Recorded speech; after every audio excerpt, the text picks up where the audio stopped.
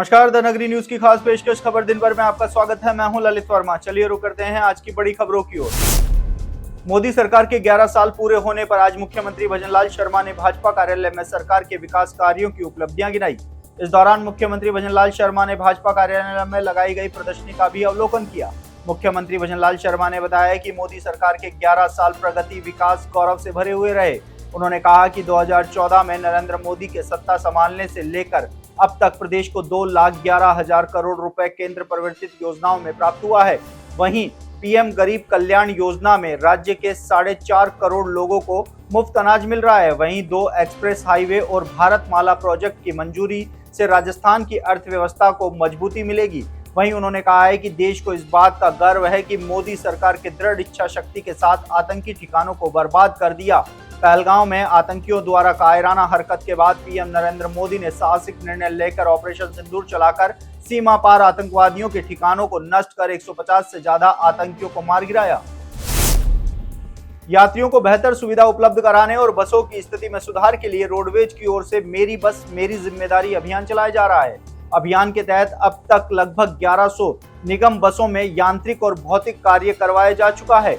20 मई से शुरू हुए इस अभियान के तहत निगम बसों में वाहनों में भौतिक और यांत्रिक कार्य, बॉडी इलेक्ट्रिक सुरक्षा, सीट कलर पेंटिंग, आवश्यक दूरभाष नंबर अंकन, साफ सफाई, बीटीएस, पैनिक बटन, अग्निशमन यंत्र लगाने का काम किया जा रहा है। राजस्थान राज्य पथ परिवहन निगम की अध्यक्ष शुभ्रा सिंह द्वारा बताया गया है कि वाहनों को मैकेनिकों से आवंटित कर वाहनों का प्रभावी नियुक्त किया गया है। इसके साथ ही वाहन प्रभारियों की मॉनिटरिंग के लिए वाहन पर्यवेक्षक नियुक्त किए गए हैं। वहीं 30 जून तक पूरा काम करने के अधिकारियों को निर्देश भी दिए गए हैं। शिक्षा एवं पंचायती राज मंत्री मदन दिलावर ने आज pink city press club limited Jaipur द्वारा बच्चों के लिए आयोजित किए जा रहे समर कैंप 2025 में शामिल होकर बच्चों का उत्साहवर्धन किया। मुख्य अतिथि के रूप में संबोधित करते हुए मंत्री दिलावर ने इस सराहनीय और सृजनात्मक आयोजन के लिए प्रेस क्लब परिवार को हार्दिक बधाई और शुभकामनाएं प्रेषित की। समर कैंप में न केवल बच्चों के भीतर छिपी प्रतिभाओं को उजागर करने का माध्यम है, बल्कि उनके व्यक्तित्व विकास और रचनात्मक क्षमताओं को भी नया आयाम देता है। दिलावर ने कहा है कि छुट्टी का समय है, स्कूल जाने का भी दबाव नहीं है। ऐसे में समर कैंप बच्चों के लिए अवकाश समय के सदुपयोग करने का बेहतर माध्यम है, जिससे बच्चों को कुछ सीखने को मिलता है। राजस्थान में भीषण गर्मी का सितम इस समय अपने चरम पर पहुंच चुका है। बीते 3 दिनों से राजस्थान में तापमान बढ़ने के साथ ही लू के थपेड़ों ने भी लोगों को बेहाल करना शुरू कर दिया है। तो वहीं आज भी प्रदेश के अधिकतर जिलों में लू के चलते जनजीवन बेहाल नजर आया। प्रदेश में लगातार 3 दिनों से दिन का अधिकतम तापमान 47 डिग्री से ज्यादा दर्ज किया जा चुका है। तो वहीं अधिकतर जिलों में दिन का पारा 40 डिग्री के पार दर्ज किया जा रहा है। साथ ही दर्जन भर जिलों में दिन का पारा 44 डिग्री के पार कर चुका है।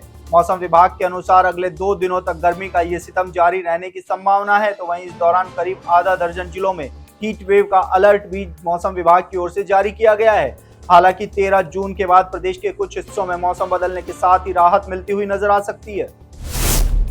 नकली खाद और बीज पर कार्रवाई की मांग को लेकर भारतीय किसान संघ ने आज हनुमानगढ़ जिले के रावतसर के उपखंड कार्यालय पर धरना लगाया और कृषि मंत्री किरोड़ी लाल मीणा के नाम एसडीएम को ज्ञापन सौंपा। इस दौरान किसानों ने किरोड़ी लाल मीणा की कार्रवाई का समर्थन करते हुए नकली खाद और बीज फैक्ट्री संचालकों और दोषी कृषि अधिकारियों पर कार्रवाई की मांग रखी।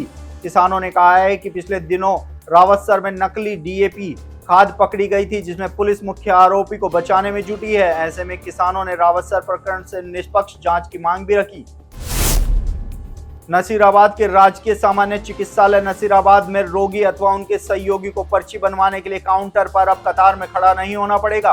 राजकीय सामान्य चिकित्सालय के प्रभारी डॉक्टर विनय कपूर ने जानकारी देते हुए राष्ट्रीय स्वास्थ्य प्राधिकरण द्वारा चिकित्सालय के लिए ऑनलाइन ओपीडी एवं आईपीडी रजिस्ट्रेशन की प्रणाली शुरू कर दी है। इस प्रणाली के तहत चिकित्सालय परिसर में जगह जगह QR कोड के स्टिकर व बैनर लगाए गए हैं। कोई भी व्यक्ति अपने मोबाइल पर इन स्टिकर को स्कैन करके ऑनलाइन ओपीडी अथवा आईपीडी रजिस्ट्रेशन करवा सकता है और काउंटर पर जाकर रजिस्ट्रेशन नंबर आते ही उसे पर्ची मिल जाएगी। बूंदी के बड़ा नया गांव निवासी चेतराम प्रजापति की संदिग्ध आत्महत्या के मामले में अखिल भारतीय प्रजापति कुमार महासंघ के नेतृत्व में सैकड़ों समाजजनों ने मंगलवार को बूंदी जिला कलेक्ट्रेट पहुंचकर प्रदर्शन किया और कलेक्टर को ज्ञापन सौंपा। समाज ने चेतराम को आत्महत्या के लिए उकसाने वाले दोषियों पर मुकदमा दर्ज कर गिरफ्तारी, पीड़ित परिवार को 50 लाख रुपए मुआवजा एवं एक परिजन को सरकारी नौकरी देने की मांग की। चेतराम ग्राम सेवा सहकारी समिति में सहायक व्यवस्थापक पद पर कार्यरत था। सुसाइड नोट में समिति के पदाधिकारियों पर गंभीर आरोप लगाए गए हैं। वंदे गंगा जल संरक्षण जन अभियान के अंतर्गत मंगलवार को छठे दिन अनिकट लोकार्पण का जिला स्तरीय कार्यक्रम बागीदोरा के ग्राम पंचायत इटावा में आयोजित किया गया। कार्यक्रम में जिला प्रमुख रेशमा मालविया, जिला कलेक्टर डॉक्टर इंद्रजीत यादव सहित जनप्रतिनिधि और अधिकारी उपस्थित रहे। साथ ही बड़ी संख्या में ग्रामीण जन भी मौजूद रहे। जल संरक्षण विकास एवं भू संरक्षण विभाग द्वारा मुख्यमंत्री जल स्वावलंबन अभियान अंतर्गत कनाल के पास 17,10,000 की लागत से बने अनिकट इकार्टा का लोकार्पण पट्टिका का अनावरण किया गया। जिला कलेक्टर ने ग्रामीणों को जल संकल्प की शपथ दिलाई और जल संसाधनों के सतत उपयोग के लिए प्रेरित किया। बूंदी के नौताड़ा कस्बे के दीपक गौड़ का भारतीय सेना में अग्निवीर के रूप में चयन होने के पश्चात प्रशिक्षण के बाद पहली बार गांव में पहुंचने पर ग्रामीणों व युवाओं ने भव्य रूप से जुलूस निकालकर स्वागत किया गया। दीपक सुबह 8 बजे गांव पहुंचे तो वहां पर बालाजी मंदिर के निकट उनके दादाजी कल्याण गौड़, पिता कालूलाल, सरपंच रामदेव पहाड़िया, भाजपा लाखेरी ग्रामीण मंडल अध्यक्ष राम सिंह चौधरी, व्याख्याता कैलाश मीणा, जयेंद्र प्रताप सिंह आदि ने माला पहनाकर व मुंह मीठा करवाकर भव्य स्वागत सम्मान किया। जिसके बाद युवाओं द्वारा यहां से डीजे व देशभक्ति गानों के बीच हाथों में तिरंगे लहराते हुए तिरंगा रैली के साथ दीपक का गांव में जुलूस निकाला, जिस पर ग्रामीणों ने जगह जगह पुष्प वर्षा करके स्वागत सम्मान किया। सामरिक दृष्टि से महत्वपूर्ण ऐतिहासिक छावनी नसीराबाद में cantonment president brigadier Harish Kumar व cantonment CEO doctor Nitish Gupta के नेतृत्व में अतिक्रमण हटाओ अभियान युद्ध स्तर पर चलाया जा रहा है। अतिक्रमण हटाने की इस कार्रवाई के तहत अधिकांशतः विरोध प्रदर्शन किया जाता है, लेकिन नसीराबाद में एक विशेष नीति के तहत अभियान चलाने के कारण इस कार्यवाही की लगभग हर व्यक्ति पुरजोर शब्दों में सराहना कर रहा है। यह अभियान 4 चरणों में चलाया जा रहा है, जिसमें प्रथम चरण में सर्कुलर रोड पर लगभग 5 एकड़ का अतिक्रमण हटाया जा चुका है। Cantonment CEO doctor Nitish Gupta ने स्पष्ट शब्दों में कहा है कि अतिक्रमण हटाना कार्रवाई के तहत किसी भी व्यक्ति को बेरोजगार नहीं होने दिया जाएगा।